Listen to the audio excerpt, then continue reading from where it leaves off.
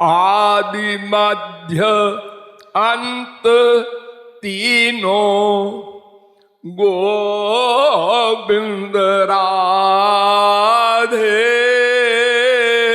हरि ना बनाए गुरुवर ही बना दे। हरि और गुरु के विषय में बहुत से प्रश्न लोगों के मस्तिष्क में रहते हैं, क्योंकि शास्त्रों में कहीं भगवान का महत्व अधिक बताया गया, कहीं गुरु का महत्व अधिक बताया गया।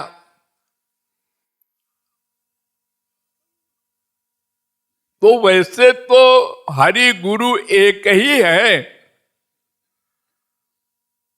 समुझत सरिस है, भेद नहीं। तस्मिन् तज्जने भेदा भावात। नारद जी ने एक सूत्र बना दिया 84 सूत्र में अपने, कि हरि गुरु में कोई भेद नहीं है, वो दो नहीं है, लेकिन व्यवहार में तो दो है। नंबर एक, भगवान तो पहले हमको मिलेंगे नहीं, और मिलेंगे भी तो काम के नहीं। देखो, उद्धव के सखा थे भगवान, एकमात्र सखा, लेकिन भगवान ने कहा भाई देखो, ये जीव कल्याण का मामला डायरेक्ट मुझसे नहीं हो सकता, ये तो गुरु से ही प्रारंभ होगा, गुरु से ही मध्य होगा और गुरु से ही अंत होगा। जाओ गोपियों के पास। गए। हमको सबसे पहले जानना आवश्यक है, ये अनादिकाल से जो हम दुख पा रहे हैं, 84 लाख में घूम रहे हैं, क्यों? अज्ञान मेवास्य ही मूल कारणम। बिना जाने हमने अपनी आप को नहीं जाना, अर्थात शरीर मान लिया, ये अज्ञान। हम आत्मा है, भगवान के दास है, ये माने ही नहीं। हम शरीर है, पुरुष है, स्त्री है, उसमें भी ब्राह्मण है, क्षत्रिय है, वैश्य है, शूद्र है, और भी आगे बढ़ गए तो ये गोरे हैं, ये काले हैं, ये अंग्रेज हैं, ये मुसलमान हैं, और आगे बढ़ गए ये पंजाबी हैं, ये बंगाली हैं, ये मद्रासी हैं, ये गुजराती है। कितने हमने बीमारियां पाल ली, जबकि हम जीवात्मा हैं, और सब जीवात्मा है हमारी तरह, सब भाई भाई है, क्योंकि सब भगवान के पुत्र हैं। वो कुत्ता भी, वो गधा भी, वो मक्खी भी हमारी तरह जीव है, हम उससे बड़े जीव नहीं हैं। अनंत बार हम मक्खी बन चुके हैं, मच्छर बन चुके हैं, ये सब भूल गए हम, आवाज भी भूले हैं। तो ये सब कौन बताएगा? भगवान तो बताने आएंगे नहीं, और फिर अगर आ भी जाए तो उनको हम भगवान मानेंगे नहीं, क्योंकि हम भगवान जानेंगे नहीं, क्योंकि वो अलौकिक है। हमारी इंद्रिय मन बुद्धि सब तो माइक है। तो गुरु ही प्रारंभ में हमको तत्व ज्ञान कराता है। तत्व ज्ञान, हम कौन है, भगवान कौन है, संसार कौन है, माया क्या है, मन क्या है, बुद्धि क्या है, दुख क्या है, सुख क्या है, तमाम बातों का ज्ञान, जिसके न जानने के कारण हम 84 लाख में घूम रहे हैं। तो पहला अध्याय भी गुरु करेगा। तद विज्ञानार्थम स गुरुमेवा विगच्छेत। गुरुमेव एव शब्द लिखा है वेद में, केवल गुरु के पास जाना पड़ेगा। तद विद्धि प्रणिपातेन परिप्रश्नेन सेवया। प्रणिपात, प्रणिपात माने एक होता है पात, एक होता है निपात, एक होता है प्रणिपात। पात माने गुरु के चरण में सिर को रख देना।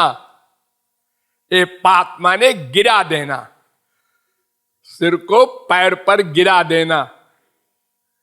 ये तो हम लोग कर लेते हैं। अब इसके आगे आता है निपात, माने निश्चय पूर्वक ये सचमुच गुरु है, ये बुद्धि में विश्वास हो। सदगुरु वैद्य बचन विश्वासा। वो पैर छू रहा है, चलो अपन भी छू लेते हैं।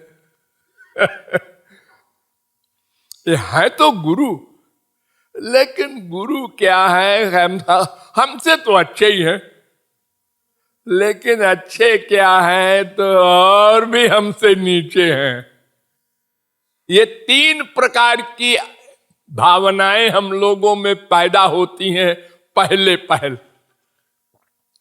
फिर जो जो सत्संग करेगा, जो जो गुरु का अनुभव करेगा, त्यों तो आगे दृढ़ता आएगी, ज्ञान पक्का होगा। फिर भी वो गुरु जानते हुए भी कि हमारे खिलाफ सोच रहा है बैठे बैठे, और फिर भी प्यार करता है, समझाता है। देखो, 2 भाई भोले 3-4 साल के लड़के एक दूसरे को मां की गाली देते हैं। कहीं सुन लिया है मां को गाली देते हुए, तो एक दूसरे को गाली देते हैं मां की। दोनों की मां एक है। लेकिन भोले हैं, नहीं जानते। तो ऐसे ही हम गुरु के सामने बैठकर ही और गुरु के प्रति दुर्भावना करते हैं, और बोलते क्या है, गुरुजी आप तो अंतर्यामी है, सब जानते हैं।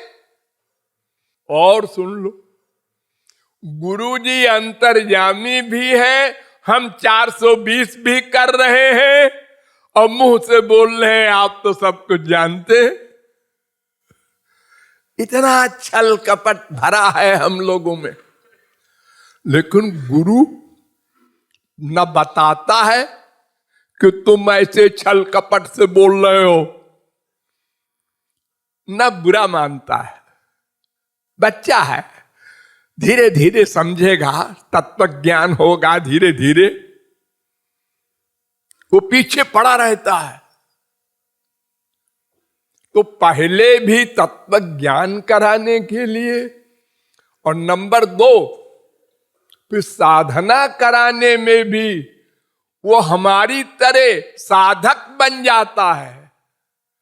उसको तो कोई जरूरत नहीं साधना की, लेकिन जैसे टीचर पढ़ाता है ना दर्जा 1 में, हाँ बोलो बेटा का, बोलो बेटा मां, हाँ बेटा बोलो ला, हाँ अब एक साथ बोलो कमल। ऐसे पढ़ाते हुए कोई देख ले टीचर को तो कहे इस टीचर को इतनी अकल है। अरे नहीं, उसकी अकल तो वो डबल एमए है, पीएचडी है, लेकिन पहले दर्जे को पढ़ाना ऐसे ही पढ़ता है। वो लेक्चर दे करके एमए वाला नहीं पढ़ा सकता पहले क्लास में। तो वो गुरु हमारे साथ पहली कक्षा के बच्चों की तरह व्यवहार करता है, सिखाता है, बार बार परिश्रम करता है। जो गड़बड़ आप करते हैं, आप पूछते हैं गुरुजी से, ऐसा होता है, हाँ ये इसलिए होता है, इसको ऐसे सुधार करो। ये मध्य में भी वो साथ देता है। और जब कंप्लीट क्लीन हार्ट हो जाता है, शुद्ध, आप यहां पहुंच जाते हैं, तब भी उसी का काम आता है। वही आपको दिव्य प्रेम देता है, जिसको दीक्षा कहते हैं लोग, प्रेम दान, अलौकिक स्पिरिचुअल प्रेम। फिर इसके आगे आप और भगवान सब एक हो गए। लेकिन ये तीनों काम, आदि मध्य अंत, ये भगवान नहीं करते, ये गुरु ही करता है।